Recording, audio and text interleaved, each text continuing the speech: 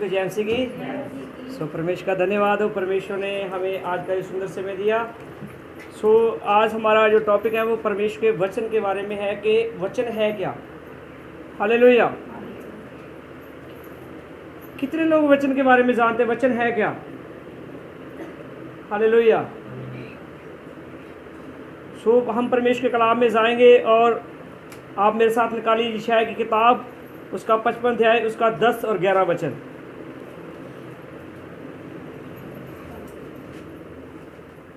वचन एक बीज है। हालेलुया। वचन एक बीज है, और जैसे एक बीज बोते हैं ना, हम बीज बोते हैं, जब हम उसकी पूरी तरह से जो है उसकी सींचते हैं और उसके बाद उसकी रखवाली करते हैं, तो वचन जो है, जो बीज बोया हुआ है, वो क्या करेगा, कार्य करेगा, काम करेगा। हालेलुया। जो यशायाह किताब 55 अध्याय उसका 10 और 11 वचन में कहता है, जिस प्रकार से वर्षा और हिम आकाश से गिरते हैं, हिम मतलब बर्फ। हालेलुया। जिस प्रकार से वर्षा और हिम आकाश से गिरते हैं, वहां यूं ही नहीं लौट जाते। मतलब क्या है, उनका आकाश से अगर परमेश्वर ने वर्षा की है, जहां आकाश से हिम गिराया है, तो उसका कोई कारण है, और वह ऐसे नहीं है कि वो उसने जब वह परमेश्वर ने वर्षा कर दिया, हिम कर दिया, उसके बाद वे यूं ही जाएगा। मतलब उसका कोई कारण है, क्यों परमेश्वर ने वर्षा को भेजा, क्यों हिम को भेजा। और आगे लिखा है कि जिस प्रकार से वर्षा और हिम आकाश से गिरते हैं, वहां यूं ही नहीं लौट जाते, वरन भूमि पर पड़कर उपज उपजाते हैं, जिससे बोने वाले को बीज और खाने वाले को क्या मिले, रोटी मिलती है। हालेलुया। प्रभु का वचन कहता है कि जब परमेश्वर वर्षा करता है, हिम डालता है ऊपर से, वो यूं ही नहीं चला जाता। मतलब उसी तरह जैसे परमेश्वर ने वर्षा की है, हिम किया, उसी तरह आगे लिखा है 11 वचन पढ़िए, जहां लिखा 11 में लिखा है, उसी प्रकार से मेरा वचन भी होगा, जो मुख से निकलता है वह व्यर्थ नहीं ठहर कर मेरे पास लौटेगा। मतलब परमेश्वर ने जो बोल दिया है वो हो गया है। हालेलुया। मतलब जो परमेश्वर ने बोल दिया है वो हो गया। उसी प्रकार वचन कहता है कि उसी प्रकार मेरा वचन भी होगा, जो मेरे मुख से निकलता है वह व्यर्थ ठहर कर मेरे पास ना लौटेगा, परंतु जो मेरी इच्छा है उसे वह पूरा करेगा। जिस काम के लिए मैंने उनको भेजा है वह उसे सफल करेगा। कौन सफल करेगा? परमेश्वर का वचन जो उसके मुख से निकलता है। हालेलुया। परमेश्वर का वचन जो उसके मुख से निकलता है। अगर हम पढ़ते हैं लूका की इंजील, उसका पहला अध्याय, उसका 37 वचन, तो वहां लिखा है परमेश्वर का वचन क्या है मालूम है? परमेश्वर का वचन कभी भी प्रभाव रहित शक्तिहीन नहीं होता। हालेलुया। 1 का 37 में लिखा है, क्योंकि जो मेरा वचन परमेश्वर की ओर से, जो वचन परमेश्वर की ओर से होता है वह कभी भी प्रभाव रहित नहीं होता। और पंजाबी में लिखा है कभी शक्तिहीन नहीं होता। ठीक है, इसका मतलब है परमेश्वर का वचन क्या है, सामर्थी है। हालेलुया। परमेश्वर का वचन सामर्थी है। पहले हमने पढ़ा कि परमेश्वर का वचन एक बीज है। ठीक है, जैसे बीज बोया जाता है परमेश्वर के मुख से, वैसे जो है वचन निकलता है, और वह परमेश्वर का जो परमेश्वर की इच्छा है, उस इच्छा को पूरा कर कर जो है सफल होता है पूरी तरह से। और यहाँ क्या कहा गया है, जहाँ कहा गया परमेश्वर का वचन क्या है, सामर्थी है, मतलब वो कभी भी शक्तिहीन नहीं होता है। हालेलुया। अब हम देखते हैं कि हम जो लोग बिल्डिंग बनाते हैं, पहले उसकी क्या है करते हैं, अपने लिए एक अच्छा सा स्थान जो है इसकी चोन करते हैं, उसके बाद उसके लिए आर्किटेक्ट ढूंढते हैं, फिर आर्किटेक्ट के बाद वो उसका कोई नक्शा बना कर देता है, उसके बाद जो है अच्छे कारीगर ढूंढे जाते हैं, बिल्डिंग तैयार की जाती है। तो अगर आप देखिए कि एक परमेश्वर इतना बड़ा कारीगर है, ठीक है, कौन से पिलर लगाए परमेश्वर ने जो आसमान खड़ा है? हाँ जी, ये उसके हाथों की कारागिरी है। मालूम है ये क्यों खड़े? परमेश्वर का वचन सुनकर, परमेश्वर का वचन सुनकर आकाश वो खड़ा है। हालेलुया। सो इसी तरह परमेश्वर का वचन कभी भी शक्तिहीन नहीं होता है। जो बोल दिया जाता है वो हो जाता है। हालेलुया। जो परमेश्वर का वचन है वो कभी भी शक्तिहीन नहीं होता। यूहन्ना की इंजील 4 अध्याय उसका 46 वचन।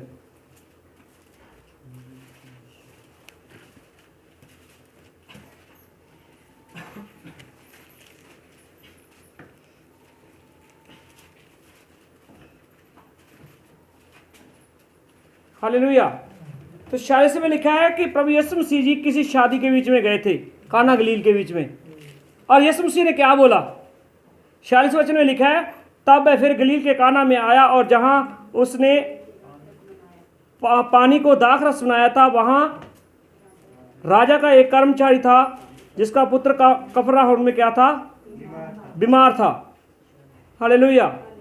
और अगर 48 वचन पढ़ते हैं, जहाँ लिखा है कि यीशु ने उससे कहा, जब तक तुम चिन्ह और अद्भुत काम ना देखोगे तुम कदापि विश्वास ना करोगे।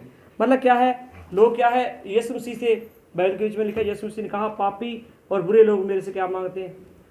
चिन्ह मांगते हैं। हालेलुया। 47 वचन में लिखा है कि वह ये सुनकर के यीशु यहूदिया के गलील में आया थे, उसने उसके पास आ गया और उससे विनती करने लगा कि चलकर मेरे पुत्र को चंगा कर, क्योंकि वह मरने पर था। अब वह पुत्र जो उसका था वो मरने पर था, मतलब एंड टाइम।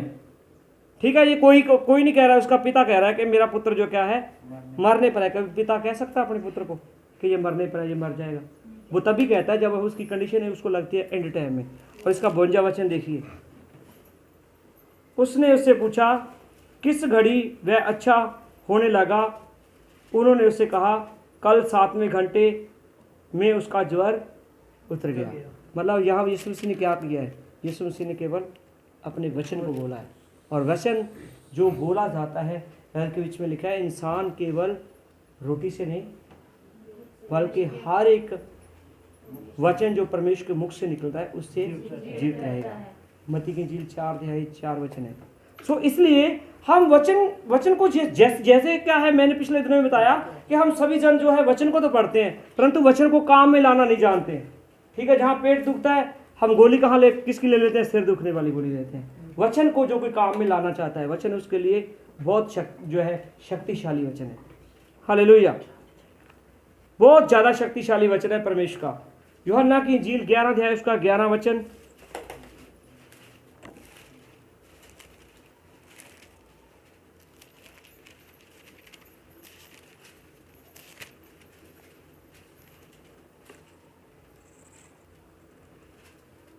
उसने ये बातें कही थी कि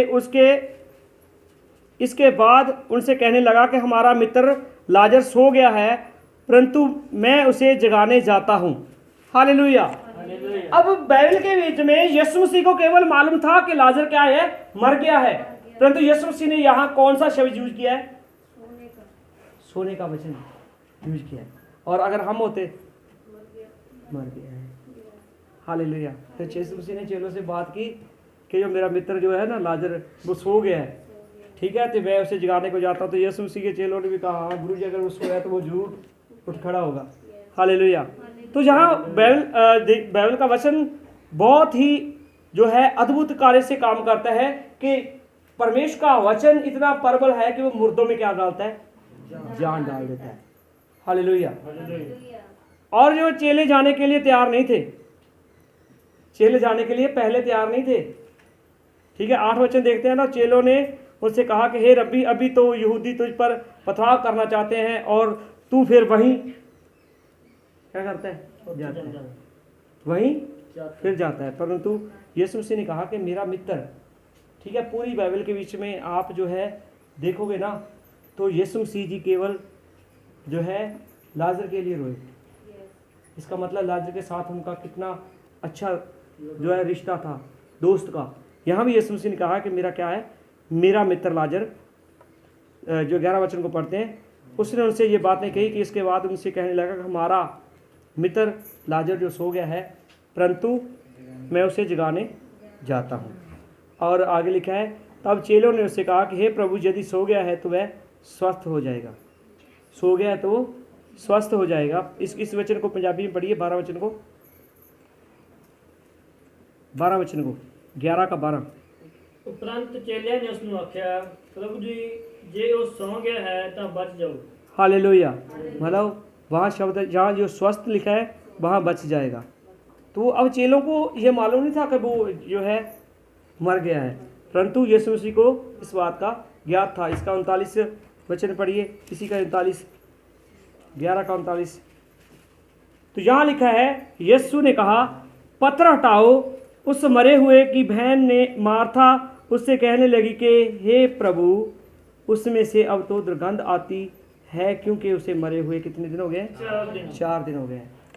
और ठीक है, बाइबल के बीच में जहाँ तक मैंने बाइबल को जो है पढ़ा है, हो सकता है किसी के ध्यान में हो, केवल लाजर है जो कितने दिन बाद जी उठा? 4 दिन। यीशु मसीह कितने दिनों बाद जी उठे? तीसरे दिन। और लाजर 4 दिनों के बाद। अब यहाँ यीशु मसीह ने पहले जाकर वहाँ एक शब्द को बोला है कि तुम क्या करो, इस कब्र के ऊपर जो पत्थर है उसको क्या कर दो? हटा दो। और उन्होंने क्या किया? हटाना, पत्थर हटाना तो बाद की बात है। पहले उसकी बहन ने कहा कि उसमें से तो क्या आती होगी? दुर्गंध आती होगी, बदबू आती होगी, क्योंकि उससे मरे हुए कितने दिन हो गए? 4 दिन हो गए। तो यीशु मसीह ने 40 वचन में लिखा है, यीशु ने उससे कहा, क्या मैंने तुझसे नहीं कहा कि यदि तू विश्वास करेगी तो परमेश्वर की महिमा को देखेगी? कितनी बड़ी बात यीशु मसीह ने कही, तू विश्वास करेगी तो क्या देखेगी? अब यहाँ तक यीशु मसीह जी जो है, चाहे यीशु मसीह जी जो है उसके लिए रोए, चाहे कुछ भी हुआ, परंतु यीशु मसीह ने अभी तक प्रार्थना नहीं की है कि लाजर क्या हो जाए। की है? नहीं की। तो आप आगे पढ़ सकते हो। 41 वचन में लिखा है, तब उन्होंने उस पत्थर को उठाया और यीशु ने आंखें उठाकर कहा, हे पिता, मैं तेरा धन्यवाद करता हूँ कि तूने मेरी सुन ली है, और मैं जानता हूँ कि तू सदा मेरी सुनता है, परंतु जो भीड़ उसके पास खड़ी थी उनके कारण मैंने ये कहा, जिससे कि वे विश्वास करें तूने मुझे भेजा है। और 43 वचन में लिखा है कि ये कहकर उसने बड़े शब्द से पुकारा, हे लाजर निकला। हालेलुया। अगर यीशु मसीह कहते ना, हे मुर्दों बाहर निकलाओ, तो मालूम नहीं कितने मुर्दे आ जाते। यीशु मसीह ने केवल यहाँ इस, क्योंकि वचन जो है, हम जब वचन को बोलते हैं और इस वचन के द्वारा आपके मुख से सामर्थ्य निकलती है। अगर आप अपनी भाषा को, अपनी बोली को, अपनी जीभ को क्या रखते हो? शुद्ध रखते हो। ठीक है। आज बहुत से लोग जो है अपने घरों को शुद्ध रखते हैं, परंतु उनकी बोली, उनकी भाषा, बैल की जो यीशु मसीह ने कहा कि जब वो बोलते हैं, उनके जैसे कवर है ना, कवर बाहर से बहुत ज़्यादा कली करके बहुत सुंदर होती है, और जब उनको उखाड़ते हैं तो उनसे क्या आती है? बदबू आती है। वैसे ही संसार के लोग हैं, जब वो बोलते हैं उनके मुंह से, वो माँ और बहन से ही स्टार्ट होते हैं। ठीक है। क्या है, प्रभु यीशु मसीह जी बार बार जो है वचन के बारे में क्यों कह रहे हैं? ठीक है। आप बाइबल को जब हम पढ़ते हैं तो बाइबल के इसमें लिखा है कि जब पतरस और यूहन्ना सुंदर फाट के पास तीसरे पैर प्रार्थना करने के लिए जा रहे, तो उस समय मालूम में क्या हुआ? वो जो जमांद्रू लंगड़ा था ना, जमांद्रू लंगड़ा था, उसने केवल उनके जो बड़े बड़े चोगे जो उन्होंने पहने होंगे उनको देखकर उन्होंने कहा कि आज तो हो सकता है मेरे को कुछ ज़्यादा माल मिले, परंतु उन्होंने क्या कहा? सोना चांदी हमारे पास नहीं है, परंतु जो हमारे पास है वह हम तुझे देते हैं। उठ, यीशु नासरी के नाम में चल फिर। देखो, वचन को उन्होंने काम में लिया और वो जमांद्रू लंगड़ा उठकर खड़ा हो गया, चलने फिरने लगा। हालेलुया। और जहाँ अगर इसका 52 वचन पढ़ते हैं तो लिखा है, केवल जो है इसी का ही 52, और ना केवल उस जाति के लिए, वरन इसलिए कि परमेश्वर के तित्र बित्र संतानों में से एक कर दें।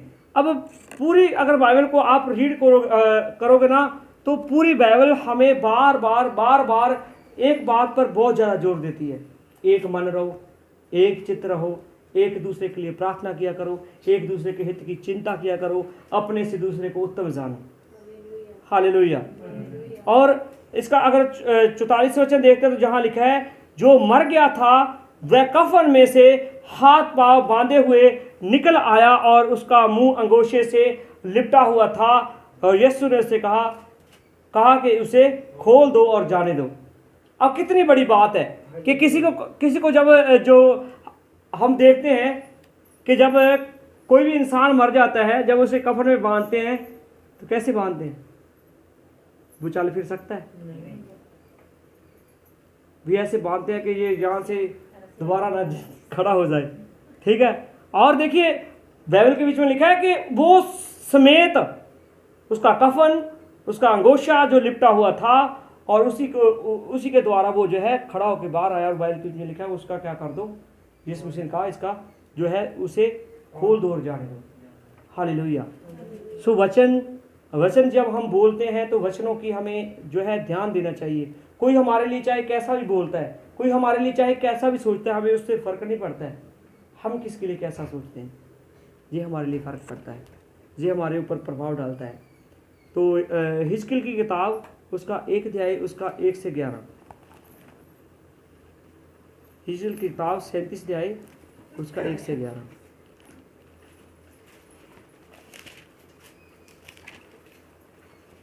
तो अब जहां मैं बताना चाहता हूं, यहाँ अब पहले हमने देखा है कि यीशु मसीह जी ने अपने वचन को कहा कि वो एक बीज के समान है। यीशु मसीह का वचन एक शक्तिशाली है। यीशु मसीह का वचन एक पावरफुल है कि अगर मुर्दे में भी जान डाल सकता है। यीशु मसीह का वचन कभी भी शक्तिहीन नहीं होता। परंतु अब ये एक बहुत ही अलग कार्य है। पूरी बाइबल को आप रीड करोगे, इतना अद्भुत कार्य पूरी बाइबल में आपको नहीं मिलेगा। मालूम है क्यों नहीं मिलेगा? यहां लिखा है सूखी हड्डियों की तराई। हालेलुया। मतलब सूखी हड्डियों में जान डालना। मुर्दे में जब जान डाली तो जो है 4 दिनों का वो मुर्दा था, ठीक है। अगर पीछे हमने पढ़ा कि एक जो उसका बेटा बीमार था वो मरने पर था, परंतु यहां तो सब कुछ खत्म ही हो गया, हड्डियों पर मांस भी नहीं है। हाँ जी, हड्डियों पर मांस भी नहीं है। तो यहां एक बहुत ही अद्भुत कार्य होता है जो परमेश्वर का वचन हमें सिखाता है। यहाँ लिखा है कि यहोवा की शक्ति मुझ पर हुई और वह मुझ में अपना आत्मा समाकर बाहर ले गया और मुझे तराई के बीच में खड़ा कर दिया, और वह तराई हड्डियों से भरी हुई थी। तब उसने मुझसे उनके चारों ओर घुमाया, और तराई की तह के बीच बहुत सी हड्डियां थी और वे बहुत सूखी हुई थी।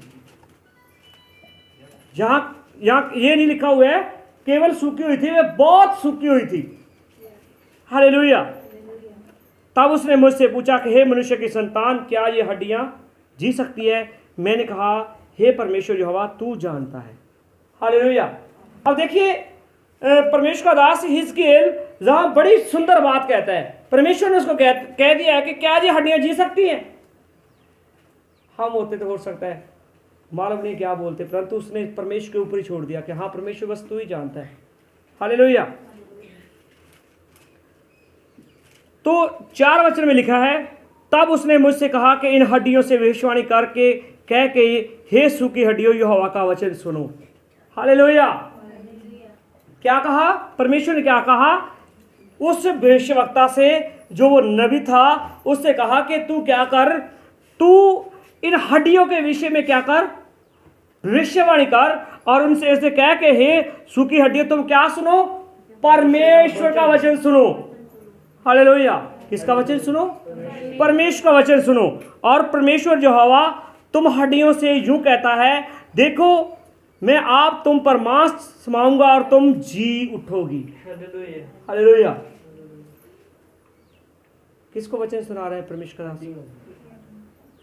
किसको सुना रहा है?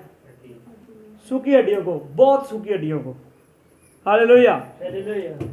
सो हम क्या है, हम थोड़ी थोड़ी बात में थोड़ी थोड़ी चिंता होती है, हम परेशान हो जाते हैं, इतने परेशान होते हैं मालूम नहीं क्या होगा, ठीक है। हम उन लोगों की परवाह करते हैं जो हमारे बारे में कभी सोचते नहीं है। हालेलुया। और हम उनको सोच सोच के परेशान होते हैं। हालेलुया।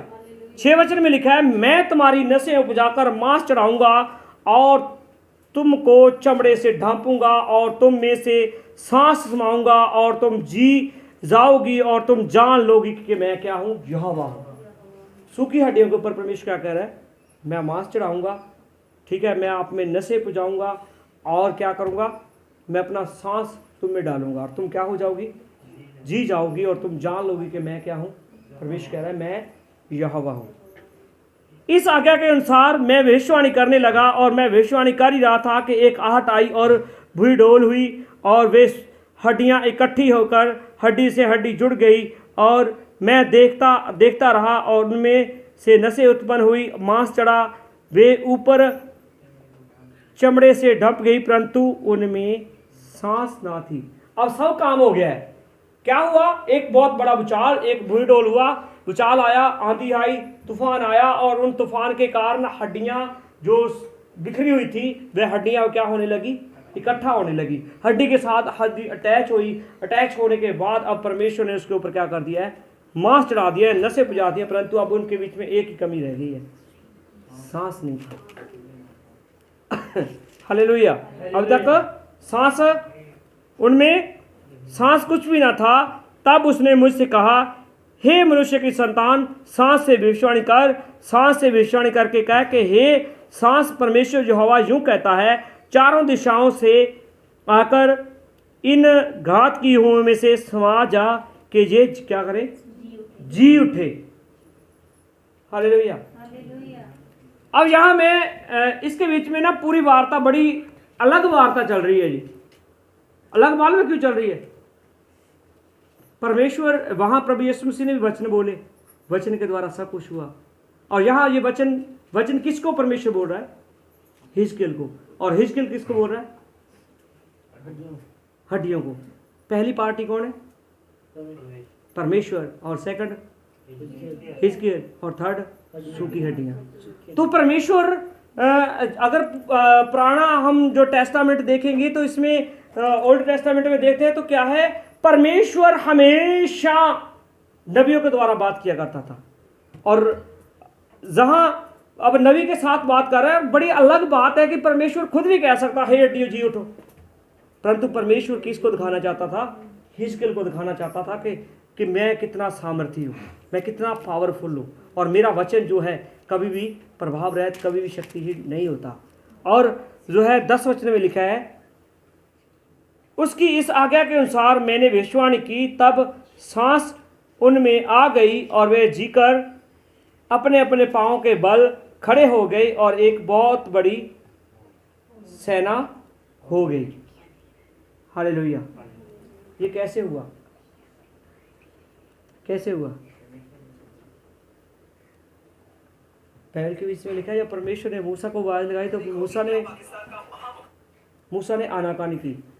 मूसा ने आनाकानी की। इसी तरह अगर हम बाइबल के बीच में देखते हैं कि हिजकियेल जो था ना, हिजकियेल की आप जो है हिजकियेल की किताब पढ़ोगे, बहुत ही ज्यादा अलग किताब है। हिजकियेल की किताब, दानियल की किताब और प्रकाशित वाक्य, ये 3, और जकरिया की किताब, ये 4 बुक्स ऐसी है जो एक दूसरे के साथ मेल खाती हैं। इसके वचन अलग हैं। हालेलुया।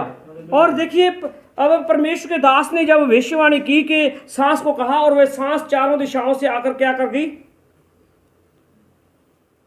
सबसे पहले लिखा है कि यहां अगर हम 9 वचन को फिर से पढ़ते हैं, तब उसने मुझसे कहा कि हे मनुष्य के संतान, सांस से भविष्यवाणी करके, सांस भविष्यवाणी करके कह दे कि इस सांस परमेश्वर यहोवा यूं कहता है, चारों दिशाओं से आकर इन घात की युहों में समा जा। मतलब क्या है? पहले भी वो क्या थी? वो हड्डियां थी, वे घात की हुई थी, वे मारी हुई थी, और हो सकता है कि उनको जो है किसी ने दफनाया ही ना हो। हालेलुया। उन हड्डियों को दफनाया ही ना हो। और अगर आप इसको जो है लास्ट देखते हैं, जो है 10 आयत में पढ़ते हैं, तो वहां जो लास्ट आता है ना, एक बहुत बड़ी सेना हो गई। इंग्लिश में लिखा है ग्रेट आर्मी, एक महान सेना हो गई। हालेलुया। एक महान सेना हो गई। फिर उसने मुझसे कहा, हे मनुष्य की संतान, ये हड्डियां इजराइल के सारे घराने की उपमा है। वे कहते हैं, हमारी हड्डियां सूख गई हैं, हमारी आशा जाती रही है, हम पूरी रीति से कट चुके हैं।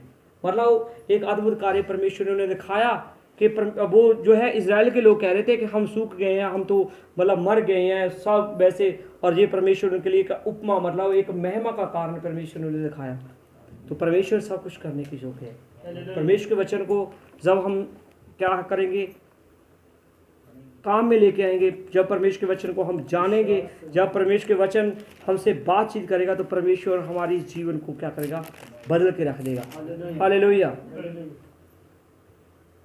तो मैंने जो है पहले बोला ही था, मत्ती की इंजील 4 अध्याय उसका 4 वचन, यीशु ने उत्तर दिया, लिखा है मनुष्य केवल रोटी से नहीं परंतु हर एक वचन जो परमेश्वर के मुख से निकलता है जीवित रहेगा। हालेलुया। तो परमेश्वर ने यहाँ ये वचन बोले हिजकिय्याह को, और हिजकिय्याह ने जो है बोले उन सूखी हड्डियों को, तो क्या होगी? जीवित होगी। सो परमेश्वर आपको इन वचनों की तरह आशीष दे। सभी को जय मसीह की। God bless you all.